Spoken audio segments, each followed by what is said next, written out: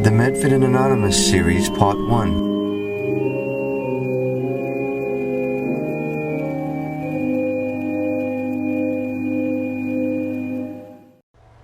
I'm going to be giving Anonymous a call, and he always has good wisdom for us, insights.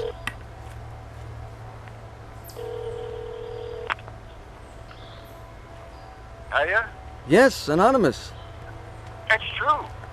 Well, it's always Hey. good to hear from you and your insights. I remember the last time we spoke, you wanted to speak about the Lord's Prayer, and how the auras and the chakras connect to that. Yeah, very, very, very important topic. Well, first of all, it's like the Lord's Prayer relating to chakras, relating to the endocrine glands, relating to the 7 colors of the rainbow, relating to John at Patmos when he was in the Spirit on the Lord's Day, meditating the last book of the Bible. And he heard to write, and he saw 7 angels, 7 churches, 7 candlesticks. So this is all, nothing new under the sun, as they say. It's just different terminology. Chakras, medically speaking, endocrine glands. Now, the value of this topic, I personally, at this point in life, don't see a more worthwhile pursuit for anybody to undertake, which is to say, to know ourselves, to really know ourselves. So I did jot down, actually I was writing this morning about meditation and looking over the topic a little more. And the Lord's Prayer, it's a key for our real freedom, beyond the voting booth, folks. And as Jimi Hendrix said, are you experienced? Let's look at this in a new key, which seeking with a pure desire and determination will allow for a greater light to guide us through the coming dark times. For our bodies and minds are truly a temple of a living God. And when we use the visual map, I believe I sent you a picture of a map, Medford. When we use the visual map as a guide, it'll lead us into our essential nature of being. For truly, this promised revelation must be experienced to really be known. Everything I'm saying must be really experienced to be known. And for truly, wisdom is the right use of knowledge, which applied rightly allows us to grow gracefully in understanding that we and all life are connected. Famous Native American man said that, I think it was Chief Seattle, all life is connected. Right he was. So it's a knocking sincerely on heaven's door. Bob Dylan said that, right? Knock, knock, knocking on heaven's door. So it's knocking sincerely on heaven's door within us that the opening of such shall reveal who we really are beyond our conditioned Wall Street political religiosity selves. We're really to be understood that we are sons and daughters of the Most High. And the experience of this love, which is beyond words, could be measured in progress along this path by the growths of the fruits of the Spirit. What are they? Fruits of the Spirit. The measurements of our growth along this process of practice. Joy, compassion, patience. Ooh, that's a big one. Patience, forgiveness, long-suffering. I understand that more and more as I go along in life. Watching people who don't listen and the suffering they go through and passing away and, you watch it. You can't do anything about it but witness it. That's long suffering. I understand that much more now. And in summary, by our being more living, this is the sum total of it all, by being more living, this is how we'll measure our growth in this process. For those of us who really put this into practice, don't just keep it as an intellectual, endeavor, so that we can be a light of knowledge to those in dark places of ignorance, so we can be strong for the weary, to be as rivers of inspiration to those who are seeking a better way. So now people who may think this is airy-fairy or esoteric, it is very practical, this practice of the meditation and discovering through our endocrine glands, our chakras, who we really are. Now, I'd like to say there are 2 books that were very helpful for those who pursue this further. LCC Christ, a very small pamphlet, Meditation Gateway to Light, beautiful book. And also connected to that is a book on the Revelation by J. Everett Irion on the Revelation, the education material.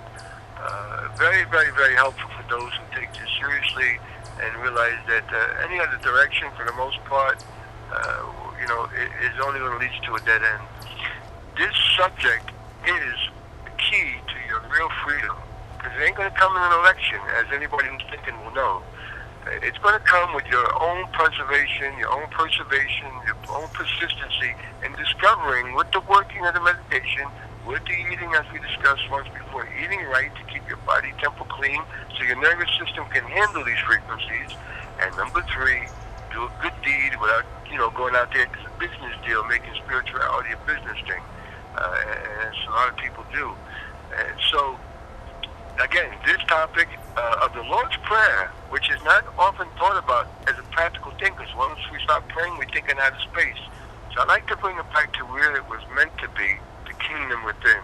So, Medford, you have that diagram you can show to folks out there when you play this show, and they'll see the picture of the human body and the glands? Yes.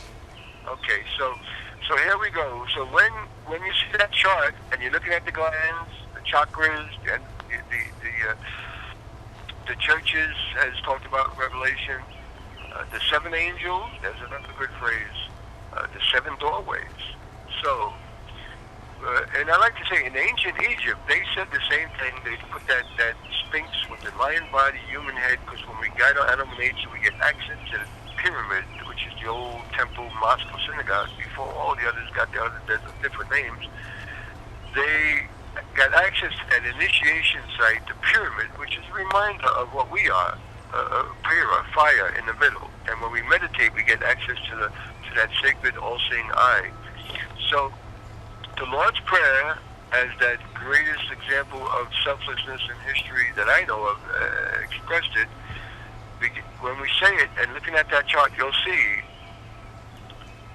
our Father who art in heaven, look up into the pituitary area. Hallowed be thy name, sacred be thy name, up in the pineal gland. Thy will be done, as you'll see on the thyroid. Thy will be done, thy will be done in earth, and you look downwards towards the rest of the body and the earth outside of us. Thy will be done in earth, leading us not into temptation. Right? You see the adrenal glands, fight or flight, leading us not into temptations. Actually, that's the lighting gland, solar plexus, leading us not into temptation, but delivering us from evil. That goes to the thymus, the heart. Then you go back up, for thine is the power, the kingdom, and the glory. You look up to the mount from whence cometh to help. Now, the forgive us as we forgive, that's the adrenal glands. That's the fight or flight that I was referring to before. So the whole prayer is a reference to the different parts of our body relating to the endocrine glands, relating to how we open these doorways to actually learn and experience who we really are, where the conscious mind, again, is merged into the subconscious mind, that wilderness, in the deepness of the meditation, the reflections, to, the most importantly, the superconscious mind, which is always aware, and that Lord our God is one, actually gets revealed in everybody's own personal revelation. So within this, you receive the strength, you receive the love, you receive the compassion, the joy. You'll smile without anybody being around. And again, this don't happen overnight. It didn't happen for me overnight. It took me 3 months to get a real good taste of it, till I learned that this is worthy to pursue, because, well, as you can see outside of us, most people just basically want to abuse and misuse us for their own egotistical purposes. So real freedom, folks, is that the keys to immortality, and it's to be experienced. And so doing such, we will have experiences that are, first of all, fulfilling within ourselves with the communion of whatever term we put us here, and it all meets within us. And then we say our prayers, and then we come out and we do our good deeds. But that's the only antidote I know to the fear factor that's out there and what's coming in terms of global warming and the earth changes and the economic tsunami that they say is around the corner, to, the pushing on China and Russia for these people actually thinking they can take over the whole world. So it's not going to be an easy ride. And the only thing I know, again, is this practice to keep you from medications, whether from the doctors. I was just hearing Dr. Peter Bergen the other day on the show. They got new medications for kids that taste like gummies, like vitamins.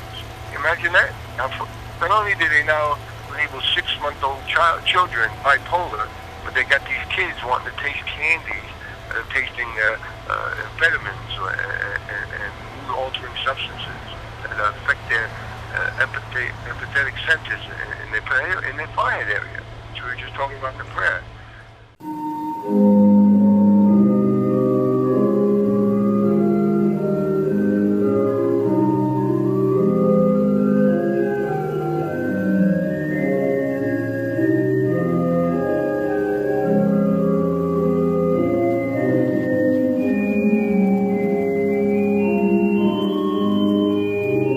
Continue to part 2.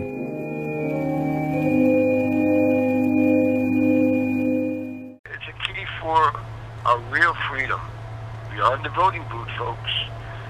For our bodies and minds are truly a temple of the living God. For truly this promised revelation must be experienced to really be known. Everything I'm saying must be really experienced to be known. So it's knocking sincerely on heaven's door within us, that the opening of such shall reveal who we really are beyond our conditioned Wall Street political religiosity cells, to be understood that we are sons and daughters of the Most High. This subject is the key to your real freedom, because it ain't going to come in an election, as anybody who's thinking will know. So when you see that chart and you're looking at the glands, the chakras, and the churches has talked about Revelation, the 7 angels, there's another good phrase, the 7 doorways. So, and I like to say, in ancient Egypt, they said the same thing. They put that sphinx with the lion body, human head, because when we guide our animal nature, we get access to the pyramid, which is a reminder of what we are, a fire in the middle. And when we meditate, we get access to that sacred, all-seeing eye, where the conscious mind, again, is merged into the subconscious mind, that wilderness, in the deepness of the meditation, the reflections. 2, the most importantly, the superconscious mind, which is always aware, and that Lord our God is one, actually gets revealed in everybody's own personal revelation. So within this, you receive the strength, you receive the love, you receive the compassion, the joy. You'll smile without anybody being around. So real freedom, folks, is that the keys to immortality, and it's to be experienced.